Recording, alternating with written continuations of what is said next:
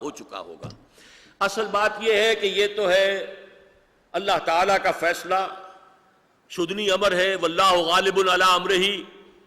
راز خدائی ہے، یہ کہہ نہیں سکتی زباں، واللہ غالب علی امرہ ولکن اکثر الناس لا یعلمون۔ ہمارا معاملہ یہ ہے کہ ہمیں یہ دیکھنا ہے کہ ہم اس میں کتنا کچھ حصہ ڈال کر اپنے لیے کتنی کچھ عاقبت کی کمائی کر رہے ہیں۔ یہ تو ہونا ہے، ہو کر رہے گا، اٹل ہے، شدنی ہے، پیشن گوئیاں حضور کی اور 400 برس کی پچھلی تاریخ، یہ دونوں جو ہے غلط نہیں ہو سکتی۔ لیکن یہ کہ میرا اور آپ کا جو ہے، میری اور آپ کی سعادت اس میں ہے کہ ہم اپنا تن من دھن اس میں لگا کر، اور اس کے لیے راستہ وہی ہے جس کے لیے یہ 4 ورقہ بھی آج آپ کو دے دیا گیا ہے۔ اقول قولی ھذا واستغفر اللہ لی ولکم ولسائر المسلمین والمسلمات۔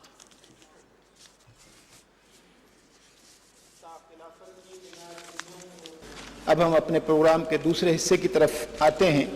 جس میں ہمارے محترم اور معزز مہمان اس گفتگو پر تبصرہ فرمائیں گے، اور اس کے ساتھ ساتھ اگر کوئی وضاحت ہوئی تو وہ بھی محترم ڈاکٹر صاحب کے سامنے پیش کریں گے۔ اس ضمن میں سب سے پہلے معروف دانشور اور کالم نگار محترم قیوم نظامی صاحب سے درخواست کرتا ہوں کہ وہ تشریف لائیں اور اختصار کے ساتھ اپنے خیالات کا اظہار فرمائیں۔ محترم قیوم نظامی صاحب۔ بسم اللہ الرحمن الرحیم۔ محترم جناب ڈاکٹر اسرار احمد صاحب، معزز خواتین و حضرات، میں سب سے پہلے ڈاکٹر اسرار احمد صاحب کا تہ دل سے شکریہ ادا کرتا ہوں کہ انہوں نے آج مجھے یہ سعادت بخشی کہ میں یہاں پر حاضر ہو کر آج کے دور کے اہم مسئلے عہد حاضر میں نظام خلافت اور دستوری خاکہ پر ان کا خطاب سن سکوں۔ میں ہمیشہ ہی ان کی قدر کرتا رہا ہوں، کیونکہ آج اگر ہم پاکستان میں نظر دوڑائیں تو ہمیں قحط الرجال نظر آتا ہے اور علماء حق کی تعداد بہت کم نظر آتی ہے۔ ایسے علماء ہمیں بہت کم ملتے ہیں جو قرآن پاک کی آیات کو کھول کر بیان کرتے ہوں، اور جس طرح قرآن پاک میں اللہ تعالیٰ نے یہ فرمایا کہ لا تشتروا بآیات اللہ ثمنا قلیلا، کہ اللہ تعالیٰ کی آیات کو دنیا کے تھوڑے سے فائدے کے لیے مت چھپاؤ، تو ڈاکٹر صاحب کا شمار ان علماء میں ہوتا ہے جو اللہ تعالیٰ کی آیات کو بلا خوف و خطر پیش کرتے ہیں۔ آج انہوں نے جو خطاب فرمایا ہے، میں علمی لحاظ سے تو اس پر کوئی بحث نہیں کر سکتا، مگر جیسے انہوں نے یہ فرمایا کہ نظام خلافت میں جو پارلیمنٹ ہوگی اس میں علماء کے علاوہ لے مین بھی ہوں گے، تو میں ایک لے مین کی حیثیت سے کچھ گزارشات کرنا چاہتا ہوں اور ان کی توجہ چاہتا ہوں کہ وہ اس پر توجہ دیں۔ میں ان سے یہ گزارش کرنا چاہتا ہوں کہ جب وہ کوئی دستوری خاکہ آج کے دور میں پیش کرنا چاہتے ہیں تو ان کو ضرور ان عوام کا بھی خیال رکھنا ہوگا جن عوام پر وہ دستور نافذ کرنا چاہتے ہیں، کیونکہ وہ دستور اگر 14 کروڑ عوام جو ہیں ان کی خواہشات اور توقعات کے مطابق نہ ہو، چاہے اس کے لیے اجتہاد کرنا پڑے، جس طرح علامہ ڈاکٹر صاحب نے فرمایا، اجتہاد کی طرف بھی اشارہ کیا انہوں نے بڑی خوبصورتی کے ساتھ، تو وہ دستور جو ہے وہ پھر کس طریقے سے صحیح معنوں میں نافذ ہوگا۔ آج کے دور کے جو مسائل ہیں جس میں عوام آج گزر رہے ہیں، اس میں سب سے بڑا جو مسئلہ ہے وہ مہنگائی کا مسئلہ ہے اور بے روزگاری کا مسئلہ ہے۔ جس طرح کہ آپ روز اخباروں میں پڑھتے ہیں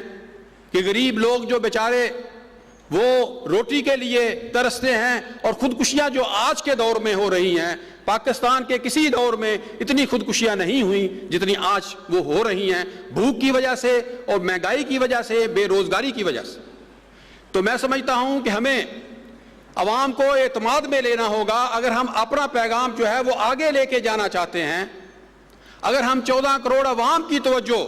اپنی طرف مبذول کرانا چاہتے ہیں تو ہمیں ان کے مسائل کے حوالے سے بھی بات کرنا ہوگی۔ علمی سطح پر بات بھی کرنی ہے ضروری، مگر عوامی سطح پر بھی بات کرنی ہے، ان کو ساتھ لے کے چلنا۔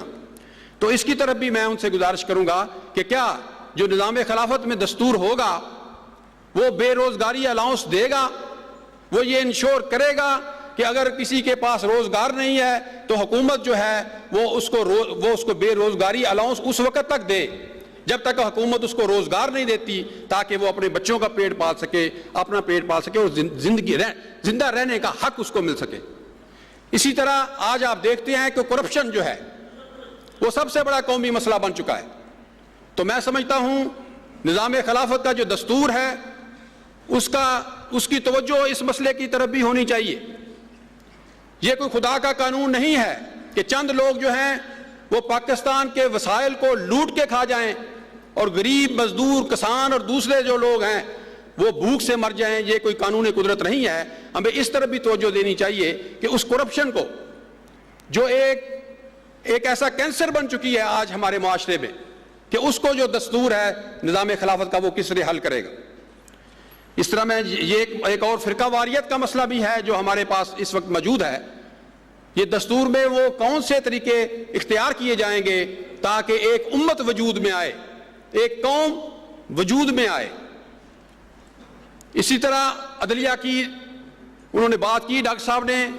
میں ان سے یہ پوچھنا چاہوں گا بڑے ادب کے ساتھ کہ کیا نظام خلافت میں جو خلیفہ ہوگا اس کو یہ اختیار ہوگا کہ وہ عدلیہ کے جو چیف جسٹس ہیں اس کو ہٹا سکے،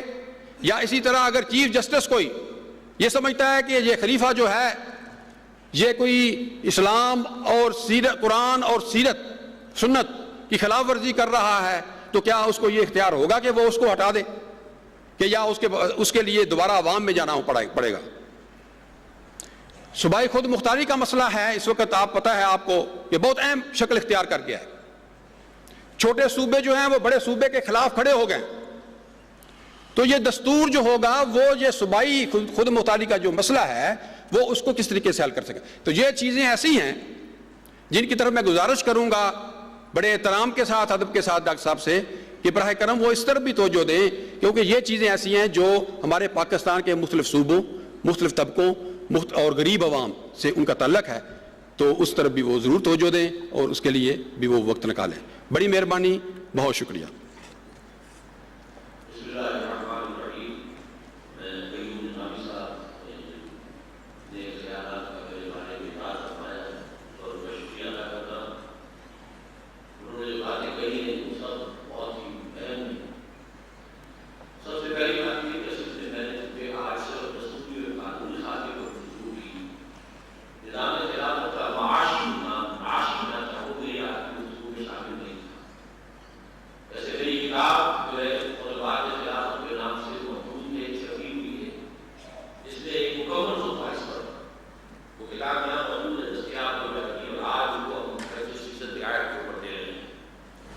جس میں اسلامی ریاست میں کفالت عامہ کا اصول ہے، ہر شہری کی بنیادی، نہ صرف مسلم بلکہ غیر مسلم بھی،